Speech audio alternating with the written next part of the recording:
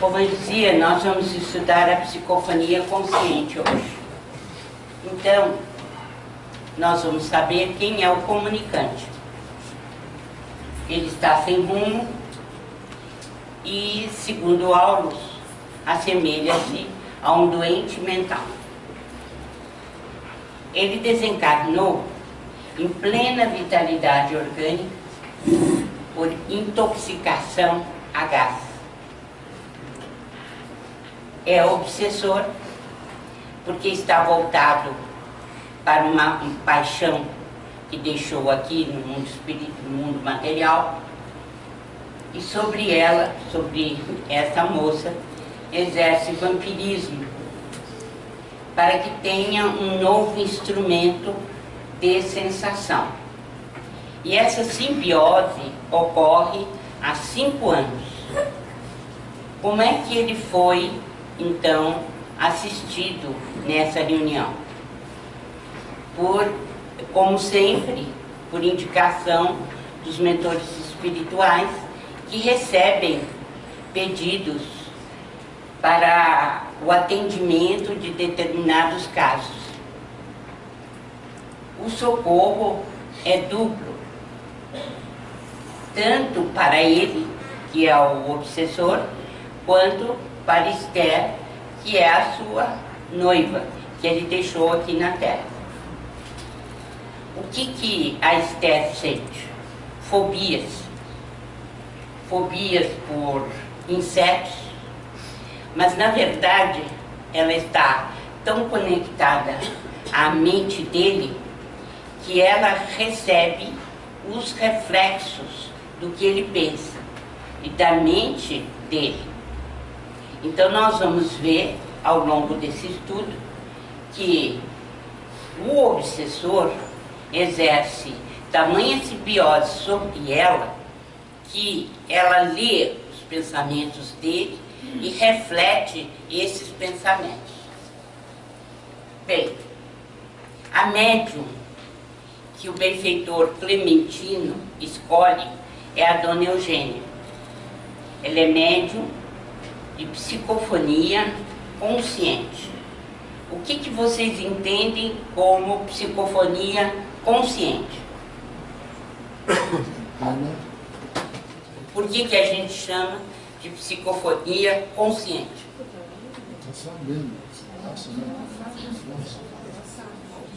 Falando baixo, não ouço nada. É que eu acredito que seja consciente, está sabendo o que está se passando, né? É o médium que toma conhecimento da mensagem à medida que ela vai sendo transmitida, né? Ela não está fora, está consciente. Bem, como é que se dá a psicofonia consciente? Eugênia, a alma, afastou-se do corpo, mantendo-se junto dele a distância de alguns centímetros. O médium, Dona Eugênia, o espírito dela, a alma, afasta-se alguns centímetros do corpo físico. E vamos ver então o que acontece.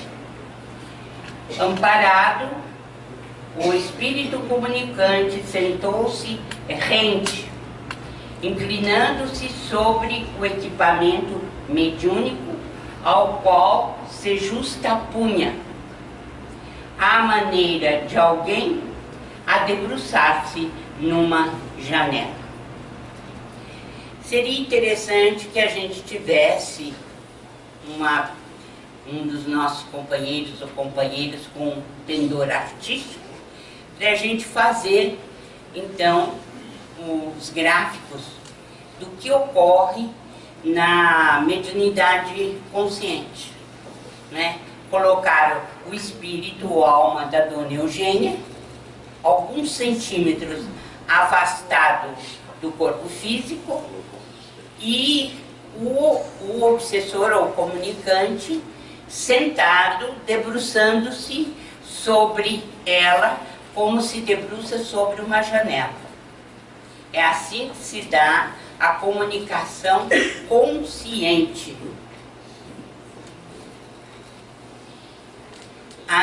o que André Luiz chamou de enxertia neuropsíquica. Enxertia por quê?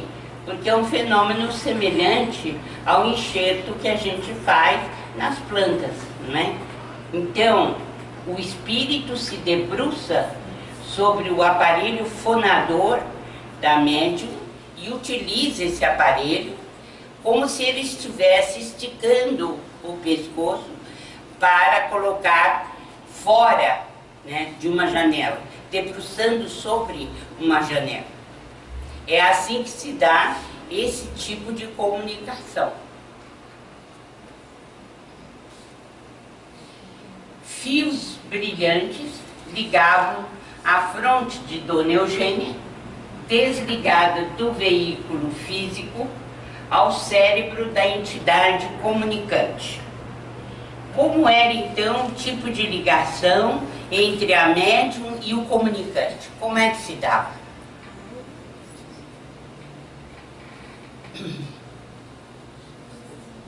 Está ali escrito, né?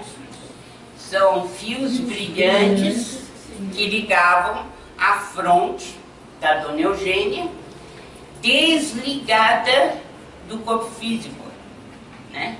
Então, quem fosse fazer esse gráfico teria que colocá-la alguns centímetros fora do seu corpo físico, com esses pontos brilhantes indo da sua mente, do seu cérebro, para a mente do comunicante.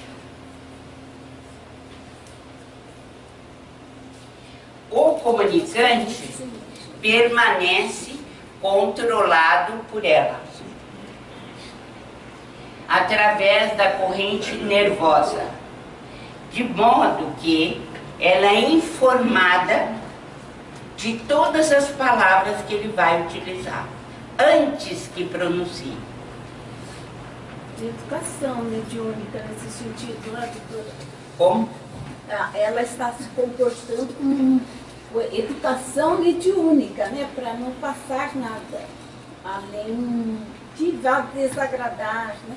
Para isso responsabilidade no trabalho. Para isso existe a educação mediúnica.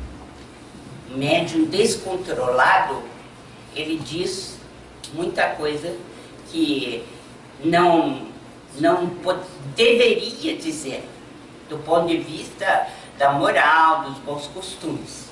Então, se ele vai fazer um xingatório, ela tem condições de tapar a boca. Ela impede, né?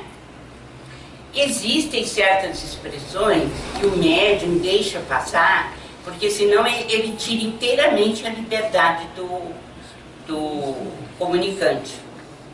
Mas é preciso que o médium educado não deixe passar tudo. Porque, vamos dizer assim, num arroubo, né, nós podemos dizer, não, você vou dar plena liberdade. Não é assim. A comunicação não deixa de ser uma comunicação válida, porque você impediu que ele se tornasse grosseiro na reunião. Certo? Então, através da corrente nervosa, ela toma conhecimento de todas as palavras que ele vai emitir. Então, o comunicante, ele é controlado por ela. E vocês viram, é bom a gente lembrar a frase lá de cima, né? Fios brilhantes ligavam a fronte de Dona Eugênia, desligada do veículo físico, ao cérebro da entidade comunicante. Então ela sabe perfeitamente o que ele vai falar. Ela comanda a própria vontade e o comunicante tem a posse temporária do órgão vocal. Ele pode utilizar o aparelho fonador da médium. E, é claro, as áreas cerebrais referentes a essa questão vocal. Ouve e raciocina por intermédio das energias dela. Isto é algo que a comunicação permite.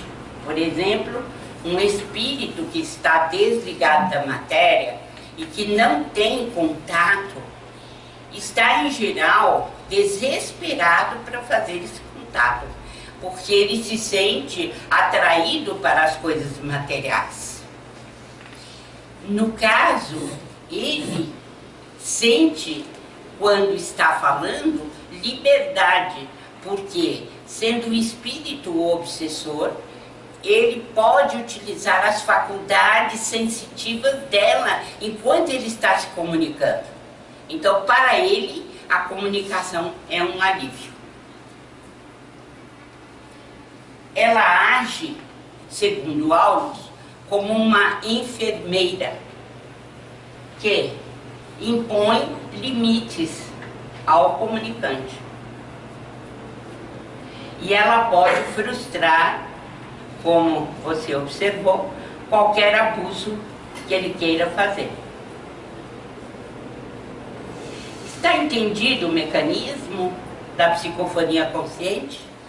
Vamos guardar bem, porque mais um pouquinho e nós vamos falar da psicofonia inconsciente. E vamos ver as diferenças. A entidade é inferior à Dona Eugênia. Por isso que ela exerce influência sobre ele, pode frustrar qualquer abuso e impõe limites na sua casa mental. Porque ela lhe é superior. Então o médium tem que tomar as suas devidas providências para tornar-se cada dia melhor do ponto de vista das virtudes, da moral, a fim de que possa exercer sempre essa influência sobre os espíritos inferiores. Bem, uma questão que o Aulus chama bastante a atenção é o fato de que o primeiro socorrista é o médium nas reuniões de intercâmbio. E ele fala nas sessões de caridade.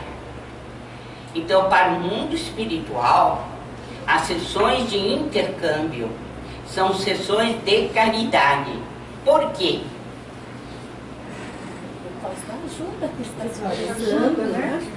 Porque são espíritos necessitados que se comunicam e que recebem avisos, novos conceitos e são amparados. Então, são sessões delicadas e que têm muito valor perante a espiritualidade, porque são sessões de caridade. Então, tem o dever, a médium, de colaborar com a preservação da ordem e da responsabilidade na assistência para a harmonia da sessão ou da reunião mediúnica. Então, o médium, para educar-se, e é por isso que se chama educação mediúnica, né? O médium, ele necessita sempre colocar em funcionamento a sua capacidade de transformação moral, e é por isso que a mediunidade, ela educa a alma. Então, é uma fonte educadora de primeira grandeza. Para o benfeitor espiritual, a Dona Eugênia não pode ausentar-se da reunião. Não pode ausentar-se da reunião por quê? Porque, diz ele com muita lógica, Se você tem um demente em casa, você deixa a sua casa por conta dele? Não. Você tem que exercer a sua responsabilidade perante a própria casa física, quanto à casa que garante a reunião mediúnica. Então, o espírito inicia, e nós já conhecemos bem esse tipo de linguajar, dizendo que ele está num lugar muito estranho, que parece um funeral, e não sabe onde está, né? Por quê? Ele queixa-se também das cadeias que o prendem. Quais são essas cadeias? O que são essas cadeias? A energia mental dele, por tudo que ele falou, né? Não opera a matéria? Não, é a própria médium, em geral, 50 por 100 vezes, né? Que contém cautelosamente o espírito comunicante. E ele sente que ele não pode fazer de tudo. Então, na psicofonia consciente, nós temos uma responsabilidade muito grande na comunicação. Aliás, todos os médiuns têm, mas especificamente assim. Quando nós não conseguimos, né, nos manter dentro do processo educativo, toda vez que nós baixarmos a guarda e não nos comportarmos como deveríamos, como sendo médiums, possibilitando esse intercâmbio. Porque, como eu disse, antes que o espírito emita a palavra, o médium já sabe. E sabe que deve cortar. Então, o médium é alguém... Eu achei muito interessante essa simbologia, né? É alguém que prende o doente à mesa cirúrgica, né? Muitas vezes ele não quer realizar a cirurgia, né? Mas o médium é aquele que garante a presença dele ali para receber os procedimentos necessários. Outra coisa que surge muito nas reuniões, todo mundo pensa que o médium ou a médium consciente, ela pode descrever à vontade. O espírito se comunica. E o Aulus diz que isso não acontece. E não acontece por quê?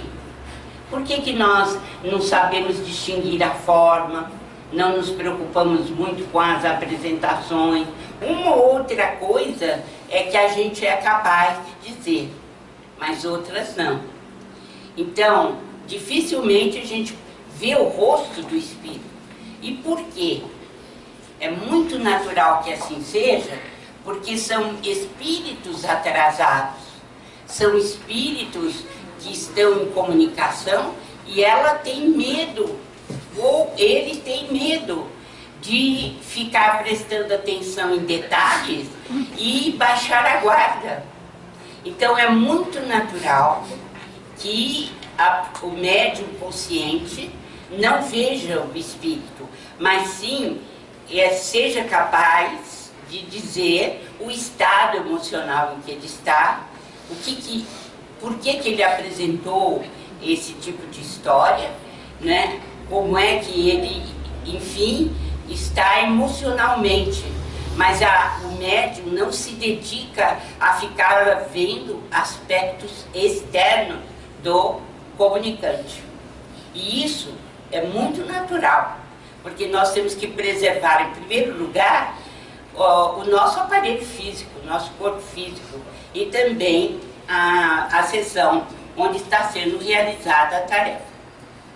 Então, por isso, o médium, ele não consegue experiência completa de identificação pessoal. Mas não é só o médium que não consegue. o próprio espírito não sabe bem quem ele é. Em geral, ele é um alienado. Ele não tem ideia de onde ele vem, para onde ele vai. Ele se apresenta como alguém que muitas vezes está pleno de energia, mas é um demente. Ele não conhece a si mesmo. Então ele não tem capacidade de ter uma identificação pessoal. Vocês sabem perfeitamente que muitas vezes quem se comunica nem o nome sabe. Quem é médium sabe disso. Nem o nome sabe. Então, quando chegar e o doutrinador, o esclarecedor, quiser detalhes da vida pessoal dele, tome cuidado. Porque ao invés de ajudar, vai atrapalhar. Ele não tem condições de dizer.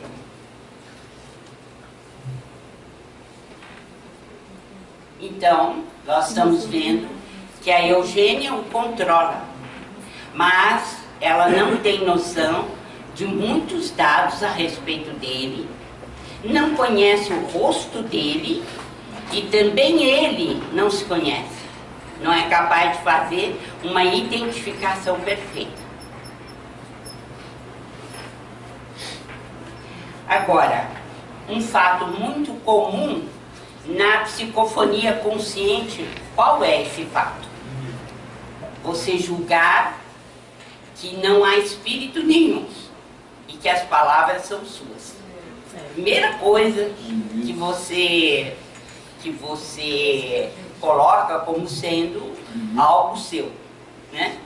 Então, o benfeitor Aulos diz assim, que o médium tem condições perfeitas de saber que aquilo não lhe pertence.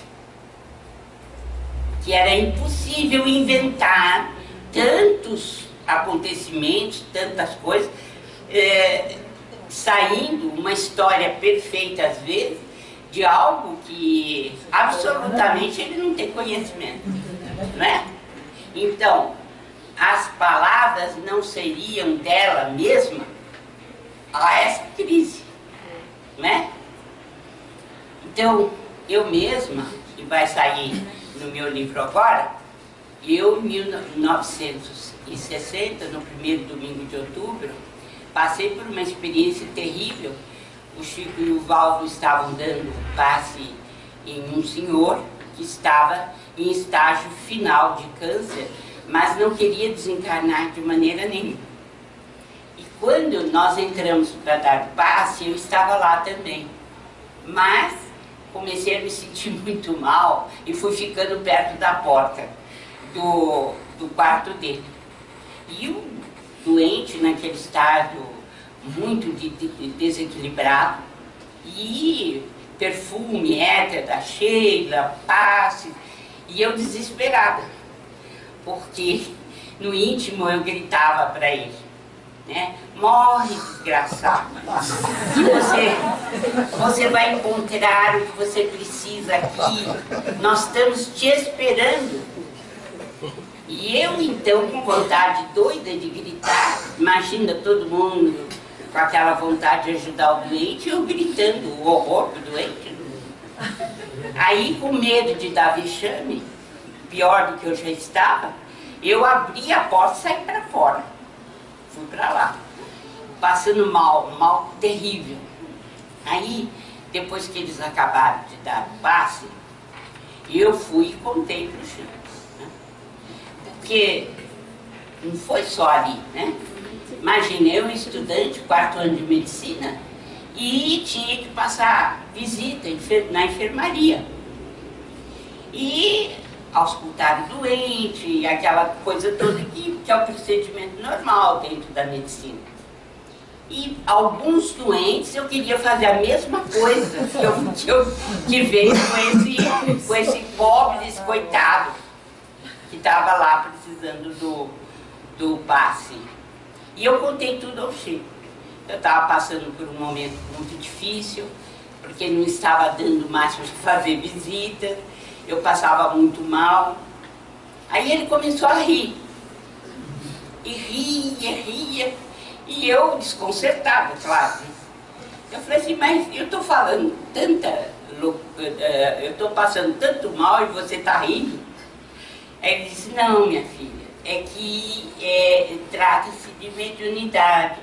Então, a partir dessa próxima semana, não deixe para depois. Você já começa no Centro Espírita José Horta a dar passividade. Outra coisa que me ajudou muito foi que no começo fica muito difícil mesmo, porque você não faz a distinção, né? Muito bem.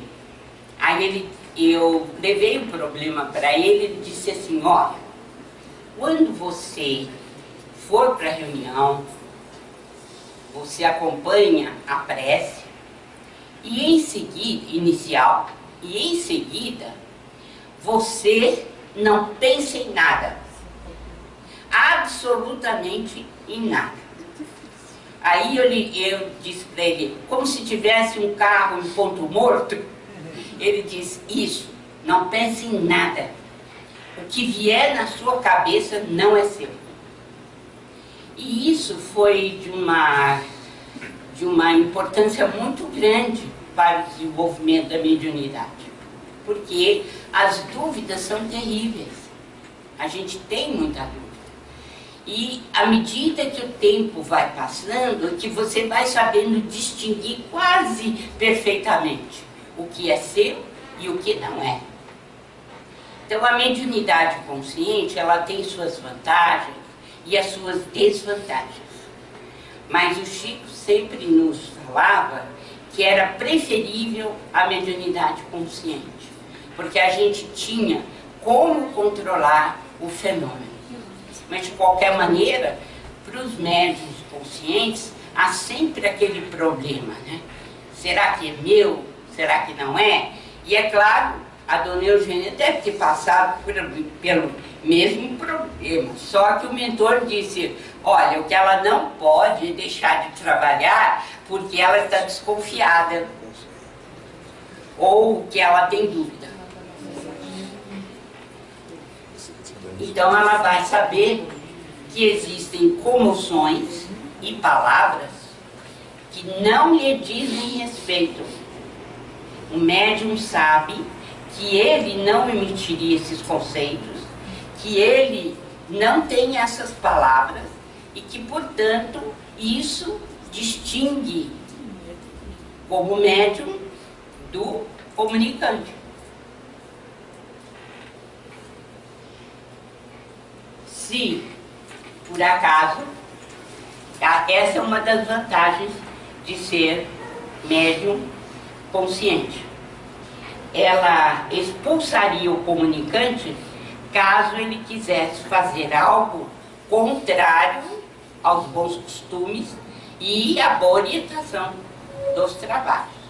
Ela pode até dizer alguns nomes, desde que não sejam pornográficos, pode até dar uma certa expansão ao ódio dele, mas o que não pode é permitir certas ações que são contrárias ao bom andamento da reunião.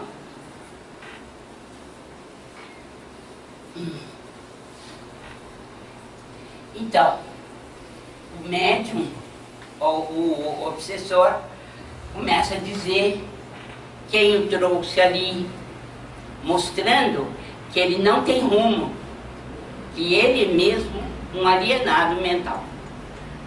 Queixa-se das cadeias que o prendem, que são delas, né? Prende o doente a médium não lhe vê a forma, apenas as aflições. Aqui está uma repetição. Não consegue experiência completa de identificação pessoal.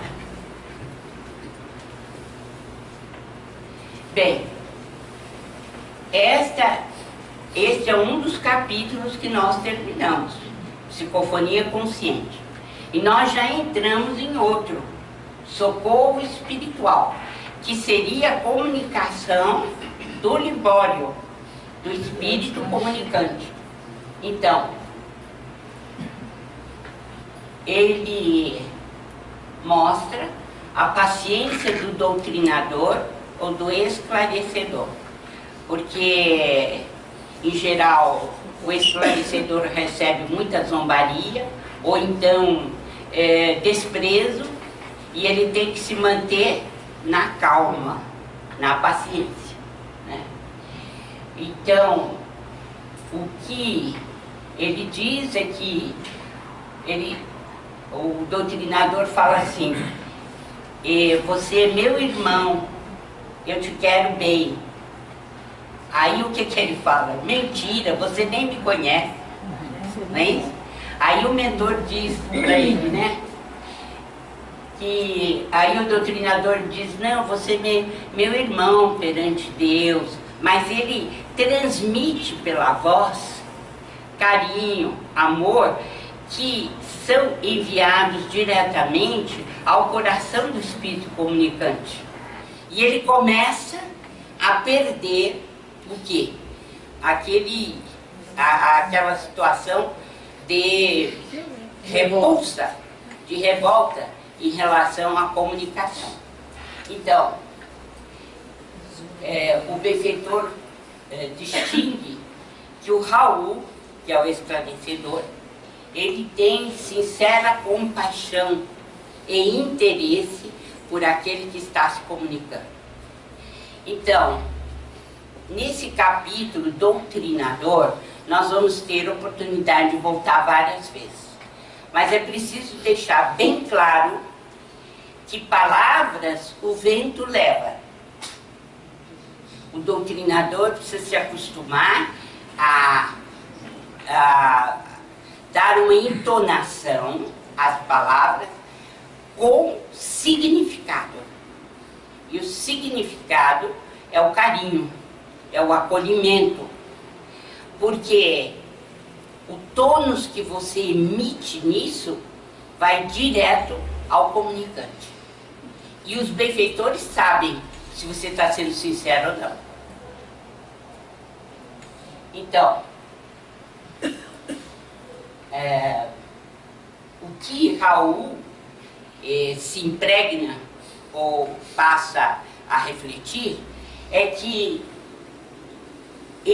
essa pessoa que está se comunicando é como se fosse um familiar que regressasse enlouquecido ao lar.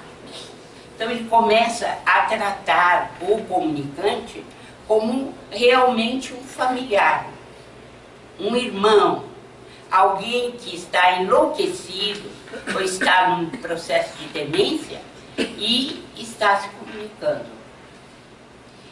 E é nesta situação que o esclarecedor consegue grandes esclarecimentos. Somente nessa condição. Então, Libório, meu irmão, quando ele fala assim, ele emite amor para ele, de irmão. Então o que ocorre, vai direto ao coração dele e ele começa a chorar.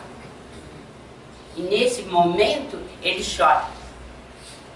E aí que o esclarecedor diz: vamos orar. Porque aproveita o estado mental melhor dele. E ele faz uma prece. Eu não coloquei a prece aqui, mas quem estiver acompanhando em casa com o livro poderá ler em qualquer tempo. Então,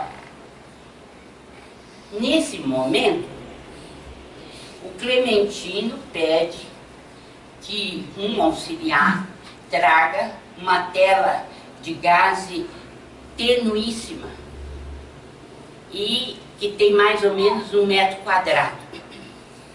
E essa tela, ele manobrou pequena chave e colocou junto do Libório. Então, ela começou a exibir variadas cenas.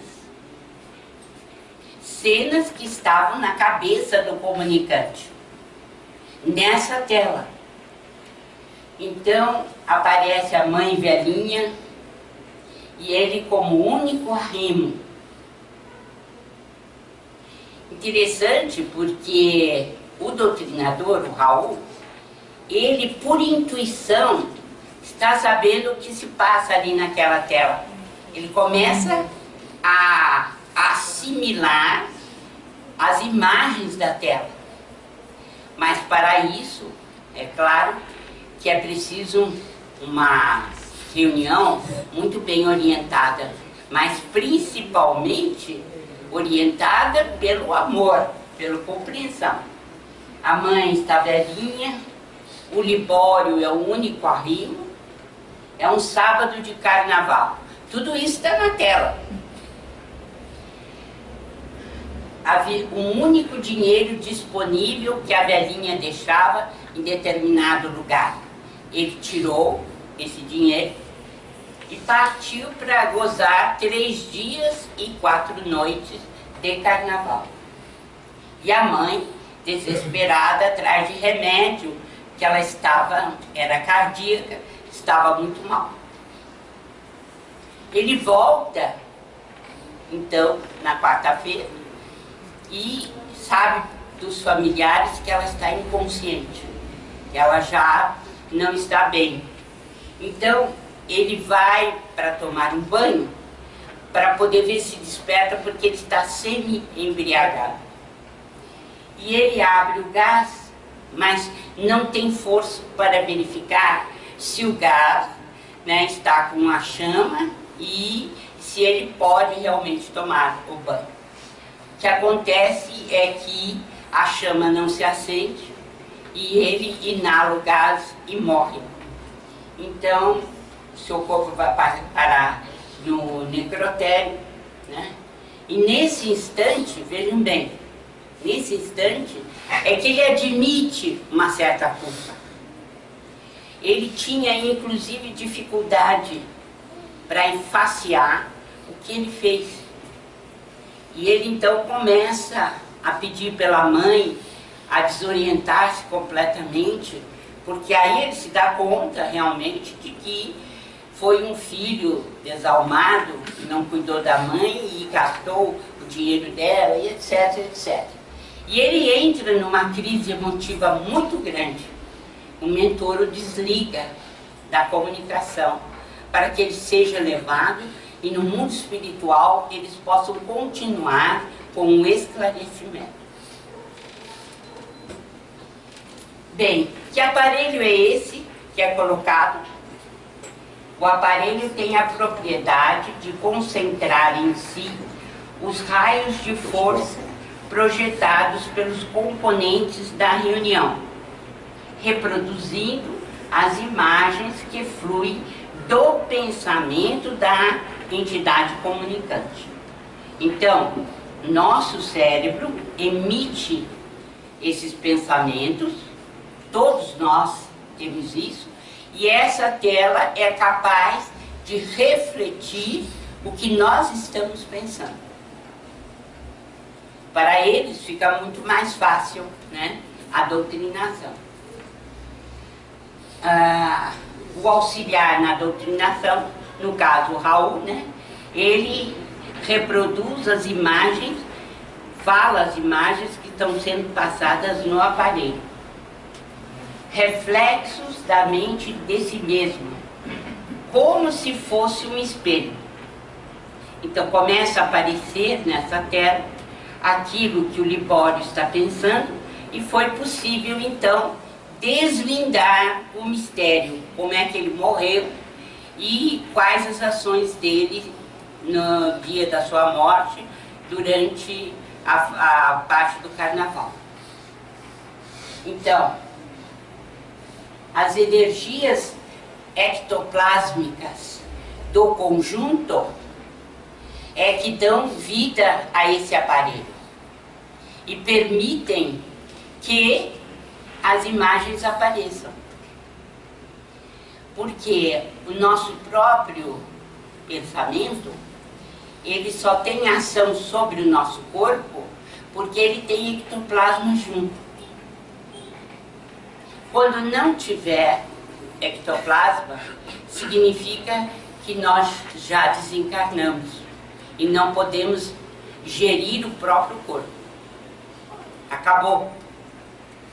E o ectoplasma que existe dentro desse aparelho, ele é necessário porque sem ele não é possível você colocar na tela o que o indivíduo está pensando, pelo menos para ser visto aqui na terceira dimensão.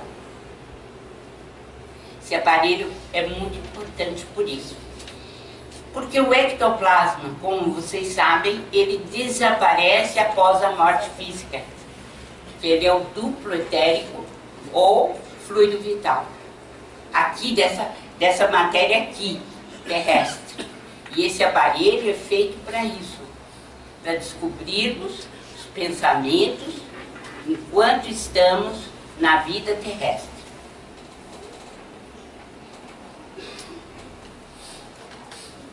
Se nós não tivermos uma seção homogênea, equilibrada, o que vai ocorrer?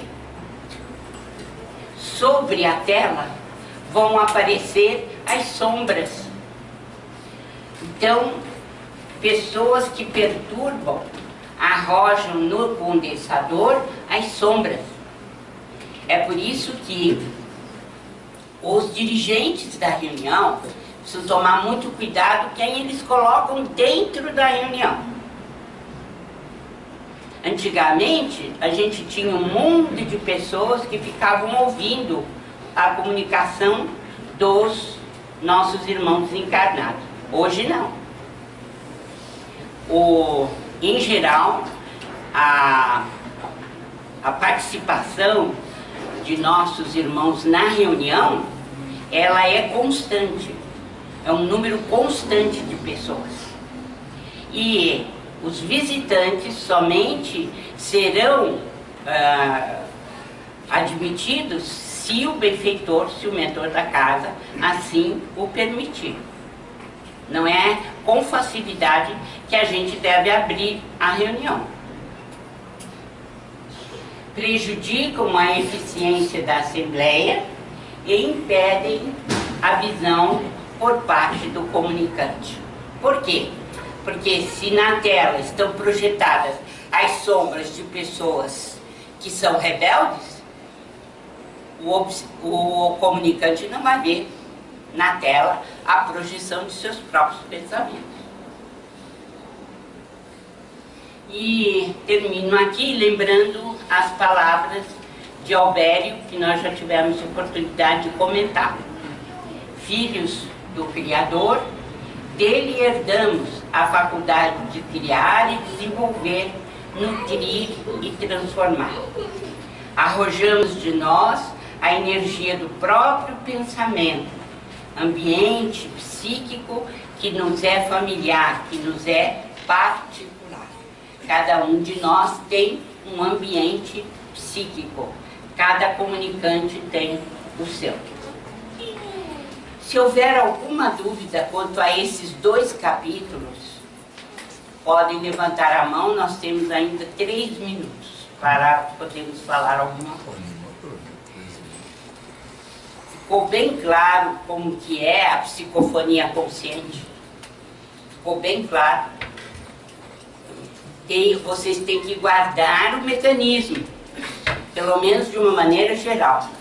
Para quando chegarmos na psicofonia inconsciente, vocês também terem uma boa ideia do que se passa, porque o mecanismo é diferente. Quanto à comunicação, vocês viram, o socorro espiritual, essa comunicação é complexa, porque os benfeitores espirituais não estão brincando de reunião. Eles são aparelhados, eles são disciplinados, e eles exercem uma influência muito grande em qualquer sessão de intercâmbio mediúnico.